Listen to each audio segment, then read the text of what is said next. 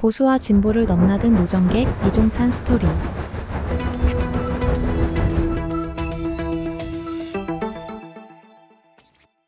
1. 독립운동 명문가 집안의 자손 이종찬. 이종찬은 1936년 중국 상하이에서 독립운동가였던 부친 이규학과 모친 조계진의 넷째 아들로 태어났다. 그의 할아버지는 우당 이혜영이고 종조부는 독립운동가이자 대한민국의 초대 부통령을 지낸 성제 이시영이었다.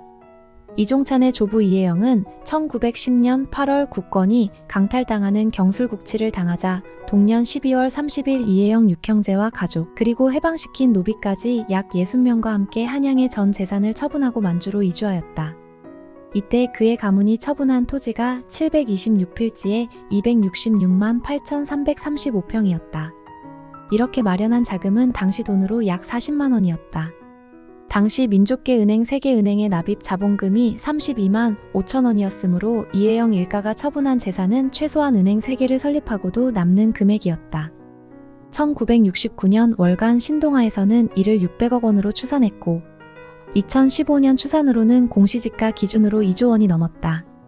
이종찬의 조부 이혜영은 이동영과 함께 1911년 6월 10일 만주 삼원보에 신흥강습소를 세웠는데 신흥강습소는 중등과정의 교육뿐만 아니라 군사과를 두어 처음부터 독립운동 전사들을 길러내려는 뚜렷한 목표를 갖고 출발했다. 이를 토대로 신흥무관학교가 1919년 5월 3일에 정식 개교하게 되었고 1930년대 기준으로 졸업생이 3,500명에 이르렀다. 후에 백야 김좌진 장군이 이끈 1920년 청산리 전투에도 신흥무관학교 출신들이 대거 참여했다. 신흥무관학교에서는 신팔균, 이범석, 지청천 등이 교관을 맡았었고 의열단 단장으로 널리 알려진 김원봉도 신흥무관학교 출신이다. 이종찬의 조부 이혜영의 6형제는 모두 독립운동에 참여하였고 안타깝게도 그중 5명이 옥사하거나 아사했다. 6형제 중 넷째였던 이혜영은 만주에서 항일에 대한 계획을 세운 뒤 다롄으로 이동하려다가 상하이 밀정에게 걸려서 고문 끝에 옥사하였다. 이종찬의 아버지 이규학은 상해에서 일본 헌병대에 연행되어 고문 끝에 청각을 잃었고 16대부터 20대까지 5선 국회의원을 지낸 이종걸이 이종찬의 사촌 동생이다. 2. 김구 선생과 함께 조국에 돌아온 짱꼴라 이종찬. 이종찬은 중국 상하이 불조계에서 성장하며 상하이 협진 소학교를 다니다가 10살이 된 1945년 11월 3일 임시정부 요인 황국대 제일진의 한 사람으로 종조부 이시영, 임정주석 김구, 부주석 김규식 등과 함께 귀국하였다가 다시 상하이로 되돌아간 후 1946년에 영구 귀국했다. 상하이 협진 소학교 3학년을 다니라 귀국한 그는 1년을 쉬고 종로에 있는 창신 국민학교 3학년에 편입했다. 새로 편입한 창신 국민학교에서 짱꼴라라고 놀림을 받던 이종찬은 4학년이 되면서 성적으로 반에서 1등을 하게 되어 2반 반장이 되었고 여학생반 6반 반장이었던 윤장순을 만나게 되어 풋사랑을 이어가던 두 사람은 훗날 부부의 연을 맺게 되었다. 그럼 왜 대한민국 임시정부는 중국 상해에서 시작됐을까? 그것은 바로 상하이 공공조계 때문이다. 조계란 계양장에서 일정한 구역을 정해 조차통상구역으로 지정한 장소를 뜻한다. 상하이 공공조계는 제1차 아편 전쟁에서 패배한 청나라가 승리한 영국과 1842년에 맺은 난징 조약에 의해 청나라가 개항하기로 한 상하이에 설정된 조차지로 1845년 11월부터 시작하여 1943년 8월까지 약 100년간 상하이의 일부 지역에서 지속된 외국인 통치 특별구역을 의미한다. 처음에는 영국, 미국, 프랑스가 각각 조계를 설정하였고 나중에 영미 열강의 조계를 정리한 공공조계와 상하이 프랑스 조계로 재편되었다. 이 두 개의 조계를 상하이 조계라고 말한다. 이종찬은 1951년 창신국민학교를 졸업하고 우수한 성적으로 서울 경기중학교에 입학했다. 1950년 경기중학교 1학년 때 6.25 전쟁을 맞이한 이종찬은 피난지 대구에서 대구피난연합중학교를 다니다가 1953년에 서울에 돌아온 후 경기고등학교에 입학했다. 경기고 재학 시절 이종찬은 주먹을 쓰던 친구들과 어울려 다니면서 공부를 등한시하다가 고3 2학기 때 대학 진학을 위한 공부가 시급함을 깨닫고 공부에 전력을 다했다. 그 결과 고3 첫 모의고사 때 학년 전체 석차가 194등이었던 성적이 마지막 모의고사에서는 전체 3등까지 상승했다. 이종찬은 대우그룹 김우중 회장과 고등학교 동창인데 둘 다 교내외에서 주먹으로 유명했었다고 한다. 이종찬의 경기고 동기생으로는 김우중 대우그룹 회장 외에도 배우 신구, 고건 전 총리, 대림 창업주 이준용, 두산그룹 회장 박용호, 효성그룹 회장 조양래 등이 있다. 3. 군인의 길을 걷기 위해 육사에 진학한 이종찬. 경기고등학교를 졸업한 이종찬은 1956년에 대한민국 육군사관학교에 진학했다. 이종찬은 서울대 사학과에 진학하라는 고3 담임 선생님의 강권에도 불구하고 어려운 가정형편과 그의 조부가 만든 신흥무관학교에 대한 정신을 계승하기 위해 육군사관학교에 진학했다. 1960년 2월 육군사관학교를 3등으로 졸업한 16기 이종찬은 졸업과 동시에 대한민국 육군 소위로 임관한 후 광주보병학교 초등군사반 과정을 거쳐 그 후 28사단 80연대 1대대 소대장으로 전보된 직후인 1961년에 5.16 군사 쿠데타가 발생했다. 5.16 군사 쿠데타에 성공한 정치군인들은 실세 박정희 소장을 전면에 내세우지 않고 장도영 육군참모총장을 위원장으로 하는 군사혁명위원회를 1961년 5월 16일에 설치했다. 동시에 제2공화국의 제5대 국회를 해산시키며 입법, 사법, 행정권을 완전히 장악했다. 이후 5월 18일에 군사혁명위원회를 국가재건 최고회의로 변경하고 5월 20일에 첫 번째 군사내각을 발표했는데 박정희의 최측근 인사 중 한 명이었던 유원식 대령이 재정경제위원장을 맡았다. 유원식 대령은 일제강점기에 유명한 항일운동가 중 한 명인 유림의 아들이었다. 하지만 유원식이 만주군 장교가 되었다는 이유로 유림이 부자관계를 단절하여 평생 다시 만나지 않았다고 한다. 혁명정부의 진시황으로 불렸던 유원식은 5.16 군사정변 직전에 대통령 윤보선과 만나 정변 계획에 대한 교감을 나눈 후 쿠데타를 방조했다라는 주장의 진위공방의 장본인이기도 하고 5.16 당일 오전에 박정희 소장과 함께 청와대로 가서 윤보선 대통령의 쿠데타 추인을 요구한 사람이기도 하다. 1962년 5월 23일 전방 28사단에 근무 중이던 이종찬은 유원식 대령의 호출에 의해 국가재건 최고위원회 재정위원장 유원식 대령의 부관이 되었다. 그 후 유원식은 무리하게 강행했던 증권시장 개입과 통화개혁의 책임을 지고 7월 9일 씁쓸하게 물러나야 했다. 국가재건 최고위원회에서 유원식을 보좌하던 이종찬은 1962년 9월 육군사관학교 교육장교로 군에 복귀했고 군 복무 중인 1963년 서울대학교 행정대학원에서 행정학 석사학위를 받았다. 이종찬은 그해 육군사관학교 교수를 지내기도 했다. 그는 전두환, 노태우 등이 중심이 된 군내 사조직 하나회에 가입하지 않은 엘리트 장교였다. 이종찬이 1964년 미국 육군 특수전학교 심리전 과정에 지원하여 합격한 후 미국 유학을 위해 부관학교에서 3개월간의 영어 교육을 받고 있는 중에 미국 육군 특수전학교 심리전 과정이 취소돼 버렸다. 그에 따라 이종찬은 영어 교육을 받은 자원이라는 이유로 군사정보부대로 전속되어 미국이 제공해주는 정보 관련 문건들을 번역하는 일을 맡았다. 이때 이종찬은 정보가 군 운영의 중추신경일 뿐 아니라 국가 경영에도 필수 불가결한 요소임을 인식하게 되어 정보의 총본산이라고 할 수 있는 곳에서 일해야겠다는 생각으로 중앙정보부 공채시험에 응시하게 되었다.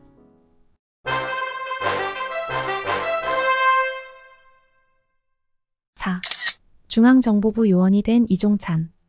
1965년 육군 대위 신분이었던 이종찬은 중앙정보부 1기 공채 합격자 20명 가운데 수석으로 합격하며 중앙정보부원이 되었다. 그 뒤 중앙정보부 대공지도 계장과 강창성 보안 차장보의 보좌관을 거쳐 1971년 중앙정보부 직원 신분으로 육군 예비역 소령으로 예편하였다. 이종찬은 1973년에 중정 파견 외교관 신분으로 주영 한국대사관 참사관을 지내기도 했다. 1979년 10월 26일 김재규 중앙정보부장의 박정희 대통령 저격으로 권력의 공백이 생기자 합동수사본부장 지위에 있던 전두환 국군보안사령관을 중심으로 한 신군부 세력은 12.12 군사반란을 일으켜서 계엄사령관이자 육군참모총장이었던 정승화를 포함해서 자신들의 눈에 거슬리는 군부 인사들을 제거하면서 군부의 통제권을 장악하고 신군부로 등장했다. 신군부 세력은 이후 전두환이 사령관으로 있는 국군보안사령부를 중심으로 정권장악 시나리오를 수립하고 수장 김재규가 사라진 중앙정보부를 1980년 4월 14일 전두환이 중앙정보부장 서리를 겸임하면서 완전히 장악한다. 이어 1980년 5.17 내란을 통해서 김대중, 김영삼, 김종필 등 기존 제도권 정치 세력과 민주주의를 요구하는 학생운동가 제야민주화운동 그룹을 모조리 체포하고 구금하여 국회와 민주화운동 세력을 무력화했으며 5.18 광주 민주화운동을 유혈 진압하면서 전두환 군사독재의 첫발을 내디뎠다. 당시 중앙정보부 총무국장직을 맡고 있던 이종찬은 1979년 10월 26일 박정희 씨의 사건 후 12.12 군사 쿠데타를 통해 실권을 장악한 전두환 신군부에 의해 발탁되어 1980년 5월 17일 중앙정보부 기획조정실장이 되었다. 5. 전두환이 국보위를 만든 이유는? 전두환 신군부는 총칼을 통한 정권 찬탈에 자신감을 얻었음에도 여전히 현역 군인 신분이었으므로 국정에 개입할 근거와 법적 권한이 없었다.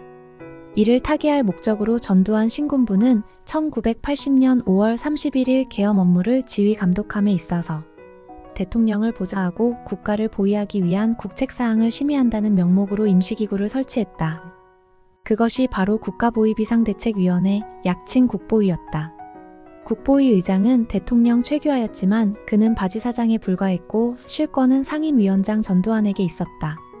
비상대책위원회는 국무총리와 각부 장관들, 중정부장, 대통령 비서실장뿐만 아니라 합참의장, 각군 참모총장, 보안사령관 등 군수 내부와 대통령이 임명하는 10인 이내의 위원들로 구성됐는데 위원회에 신군부 인사들을 대거 임명시킴으로써 신군부가 국정에 직접 개입하는 장치가 마련되었다.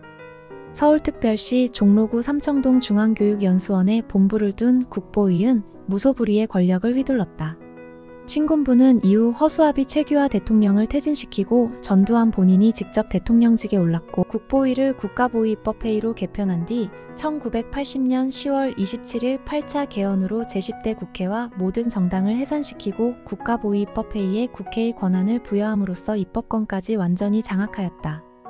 이후 제5공화국 헌법에 따라 1981년 3월에 정식으로 총선이 치러지고 4월에 11대 국회가 개원하며 국가보위입법회의는 공식적으로 임무를 종료했지만 총선 또한 민정당과 민한당, 국민당 등 관제 야당들만 출마하고 공천 역시 사실상 신군부의 허락을 받은 인사들만 출마했기에 11대 국회는 말만 국회지 사실상 국가보위입법회의이기나 다름없었다.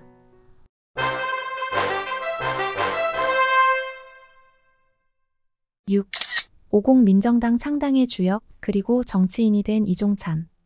중앙정보부 기조실장이던 이종찬은 1980년 5월 27일 국가보위입법회의 설치 후 국보위 위원이 되었고 전두환의 지시로 보안사 정보처장 출신이었던 권정달 대령 등과 함께 민주정의당 창당 실무 작업을 주도했다. 그해 12월 민주정의당 창당 후 중앙정보부 차장보직을 끝으로 정보부를 그만둔 이종찬은 민주정의당 사무차장이 되었고 민정당 조직분과 위원장을 거쳐 1981년 3월 25일에 실시된 11대 총선에서 서울 종로구 중구 선거구에서 당선되면서 정치인으로 변모한 그는 곧바로 민주정의당 원내총무에 선임되었다. 이종찬은 그 후 제12, 13, 14대 국회의원으로 계속 당선되었고 그 사이 민주정의당의 주요 당직인 원내총무, 사무총장, 국회운영위원회 위원장 등을 맡았으며 1988년에는 노태우 정부에서 정무제일장관을 지내기도 했다. 정치활동 중 이종찬은 상해 임시정부의 법통을 헌법 전문 중에 담자고 평소 주장했고 마침내 1987년에 민주화운동의 결실로 개정된 제6공화국 헌법에 대한민국 임시정부의 법통을 계승하여라는 조항이 구체적으로 실리게 되었다. 1987년 12월 16일에 실시된 제13대 대통령 선거는 1972년 10월 유신 이후 최초로 국민들의 직접선거에 의해 실시된 선거였다. 이 선거에서 민정당 노태우 후보가 36.64%를 얻으며 김영삼, 김대중, 김종필 후보를 누르고 대통령에 당선되었다. 그러나 노태우 정부 출범 몇 달 뒤인 4월 26일 실시된 1988년 13대 총선 결과는 가히 충격적이었다. 총 299석의 의석 가운데 집권 여당이었던 민정당이 125석으로 과반에도 미치지 못했고, 황색 돌풍을 일으킨 김대중 총재의 평민당은 호남과 서울을 석권하면서 70석을 차지하여 제1야당이 됐다. PK당으로 전락한 김영삼 총재의 통일민주당은 59석, 충청을 기반으로 한 김종필 총재의 신민주공화당은 35석을 차지했다. 따라서 13대 국회는 헌정사 최초의 여소야대 구도가 되었고, 전국의 주도권은 야당, 그것도 김대중 총재의 평민당이 주도하는 상황이 되었다. 이러한 헌정사 최초의 여소야대 상황을 타개하기 위해 노태우 대통령은 김영삼, 김종필과 함께 1990년 1월 전격적으로 합당을 선언하고 민주자유당을 출범시켰다. 7. 3당 합당을 통한 민자당의 탄생 그리고 이종찬의 탈당. 3당 합당을 통해 김영삼은 암묵적으로 차기 대권을 약속받았고, 김종필은 내각제로 개헌한다는 서약을 받았었다. 그리고 민자당 안에서는 새로 당을 장악한 소수파 김영삼 대표 최고위원회 민주계와 다수파 민정계 사이에 살벌한 암투가 지속되었다. 그러나 결국 차기 대선의 헤게모니는 김영삼이 쥐게 되었고, 이에 맞서 민정계는 박태준 최고위원을 중심으로 한 민정계 후보의 당내 대선 경선 출마를 모색했었다. 그러나 민정계의 대표주자 박태준의 개인 비리 문제가 불거지면서 이종찬이 민정계를 대표해서 김영삼에 대항하는 대통령 후보 경선에 출마하게 되었다. 민정계를 대표해서 이종찬이 당내 경선에 뛰어들자 이종찬은 김영삼 측으로부터 육사 출신, 중앙정보부 근무 경력, 민주정의당 창당 주도 문제 등에 대해 집중적으로 공격을 당했다. 이런 공격에 시달린 이종찬은 경선 중도 사퇴론이 나돌았음에도 경선 완주를 선언했다. 그러나 결국 이종찬은 민자당 내 경선이 불공정하다고 주장하며 8월 김영삼이 장악한 민주자유당을 탈당하였고, 이후 역시 민주자유당을 탈당한 박철원, 김용환 등과 함께 새한국당을 창당하여 제14대 대통령 선거에 출마하였으나 결국 중도 사퇴한 후 통일국민당 정주영 후보 지지를 선언했다. 1992년 12월에 펼쳐진 제14대 대통령 선거는 3당 합당의 주역 민자당 김영삼 후보의 승리로 끝났다. 8. DJ와 손잡은 이종찬, 그리고 평화적 정권 교체. 14대 대선 다음 날인 1992년 12월 19일 민주당의 김대중 후보는 정계 은퇴를 선언하고, 이듬해 1월 영국 케임브리지로 외유를 떠났고, 이종찬도 영국을 방문하여 DJ와 여러가지 전국 구상을 공유했다. 1993년 7월 4일 영국에서 귀국한 김대중은 1994년 1월 아시아 태평양 평화재단을 만들었고, 정치권 영역 안팎에서 그의 존재감과 영향력을 다시 회복해가고 있었다. 이때부터 이종찬은 실질적으로 DJ와 정치적 역정을 함께하게 되었다. 1995년 3월 이종찬이 이끌던 새한국당이 민주당에 흡수합당되면서 이종찬은 민주당 소속이 되었고, 이종찬은 그해 6월 27일에 있을 제1회 전국 동시지방선거에 경기도 지사 후보로 출마할 의지를 보였으나, 당시 민주당 대표로 있던 이기택이 장경우 후보를 고집하면서 그 기회를 잃게 되었다. 그 뒤 이종찬은 1995년 9월 5일 정계에 복귀한 김대중 및 동교동계 정치인들과 더불어 새정치국민회의 창당에 참여하면서 부총재직을 맡았다. 하지만 1996년 제15대 국회의원 선거에서는 지역구였던 종로구에 출마하였으나 신한국당 이명박 후보에게 패하여 낙선하였다. 그 뒤 이종찬은 1997년 12월에 있었던 제15대 대통령 선거에서 국민회의 김대중 후보의 대선기획본부장을 맡아 대선 전략을 총괄했다. IMF 사태로 불리는 초유의 국가부도 상황 속에서 치러진 1997년 대통령 선거에서는 새정치국민회의 김대중 후보가 한나라당의 이해창 후보를 누르고 당선되었다. 9. 중앙정보부 출신 이종찬 국정원 원장이 되다. 헌정사상 최초의 여야의 수평적 정권교체가 이뤄진 상황 하에서 대통령직 인수위원회 위원장직을 맡았다. 그리고 그가 국가정보기관의 조직과 구조를 꿰뚫고 있다는 이유로 1998년 김대중 정부의 첫 국가안전기획부장이 되어 기관명을 국가정보원으로 개편했다. 이종찬은 국정원의 국내 정치 개입을 배제하는 동시에 부조리한 인사 관행을 폐지하고, 정보와 사회에 걸맞는 정보 처리의 과학화, 경제, 산업, 통상, 기술 분야의 정보 수집 강화 등을 목표로 두고 개혁 작업에 착수했다. 하지만 이종찬은 국정원장으로 재임하면서 원내 인사 문제로 김대중 대통령 측근들과 여러 차례 갈등을 일으키기도 했고, 또 국가정보원 언론문건 파문 당시 거짓말을 한 것이 드러나면서 1999년 5월 25일 정격 경질되었다. 이후 이종찬은 DJ의 노벨 평화상 수상을 위한 홍보와 기획 업무를 주도했지만 2000년 12월 10일 김대중 대통령이 노르웨이 오슬로에서 노벨 평화상을 수상했을 때 공식 수행원에 포함되지 못하는 일이 생겼고, 이에 대해 지면을 통해 여러 차례 강한 불만을 토로해왔다. 국가정보원장에서 물러난 이종찬은 민주당 부총재로 복귀한 후 2000년 새천년 민주당 공천으로 제16대 총선에서 서울 종로구에 출마했으나 낙선하면서 사실상 정치 생명이 끝나고 말았다. 10. 이종찬의 역사는 어떻게 평가할까? 이종찬은 정계 은퇴 이후 종로구의 자택 1층에서 할아버지 이혜영을 기리는 우당기념관을 운영하면서 독립유공자 후손들의 장학사업과 대학생들의 사회활동을 후원하고 있다. 이종찬은 임시정부 기념관 건립을 추진하면서 김구, 이승만이 화해하고 좌우가 구분되지 않는 기념관을 건립할 것이라는 포부를 밝히기도 했다. 2017년 19대 대선 때는 문재인 후보의 선대위의 고문으로 위촉되어 합류하였다. 그리고 2017년 12월 문재인 대통령이 충칭의 임시정부 청사를 방문했을 때 다른 독립운동가 후손들과 함께 동행하기도 했다.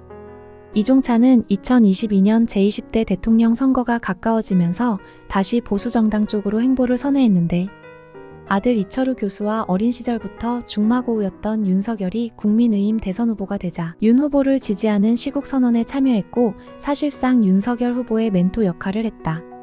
그리고 국민의힘 윤석열 후보는 2022년 3월 대선에서 민주당의 이재명 후보를 누르고 제20대 대통령이 되었다.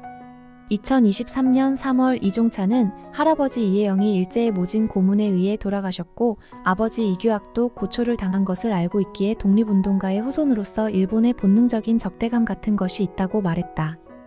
그러면서도 한국과 일본이 견원지간을 풀지 않으면 동북아의 지속적 불안 요소가 된다며 한일관계 개선의 필요성을 주장했다. 이어 1998년 김대중 오부치 선언을 후임자들이 발전시켰어야 했는데 다 헝클어 놓았다고 말했다. 이종찬은 2023년 5월 25일 광복회 회장에 당선되었다. 하지만 2023년 8월 육군사관학교 독립유공자 흉상 철거 논란이 일어나면서부터 윤석열 정부를 비판하는 방향으로 자신의 정치적 행보를 선회했다. 이 회장은 공식 성명을 통해 국방부가 합당한 이유 없이 독립유공자 흉상 철거를 시도한 것은 일제가 민족정기를 드러내려는 시도에 다름 아니다라고 말하며 책임자를 엄중 문책할 것을 요구하였다. 이종찬 광복회장은 2024년에 독립기념관장에 뉴라이트 인사가 임명되었다는 비판과 함께 용산 안에 일제 밀정 같은 존재의 그림자라도 있는 것 같다며 윤석열 정부를 향한 공세를 이어갔다. 이후 2024년 8월 15일 광복절 경축식에 불참하겠다는 의사를 밝혔고 결국 역대 광복회장 중 최초로 정부 주관 광복절 경축식에 불참한 뒤 효창공원에서 열린 별도 기념식에서 윤석열 정부를 향해 독립운동을 폄훼한 이들이 보수를 참칭하고 있다며 공세의 고삐를 이어갔다. 이종찬, 그는 독립운동 최고 명문가의 자손. 육사를 우수한 성적으로 졸업한 엘리트 군인. 박정희 독재시대의 중앙정보부 요원. 50 전두환의 민정당 창당을 주도했던 인물.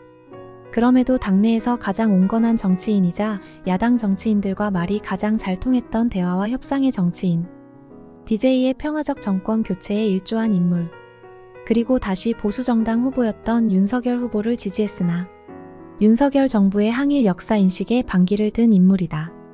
이런 이종찬의 여야를 넘나드는 광폭 행보 혹은 갈짓자 행보를 후대 역사가들은 어떻게 평가하게 될까? 지금 그 판단은 바로 여러분들의 몫입니다.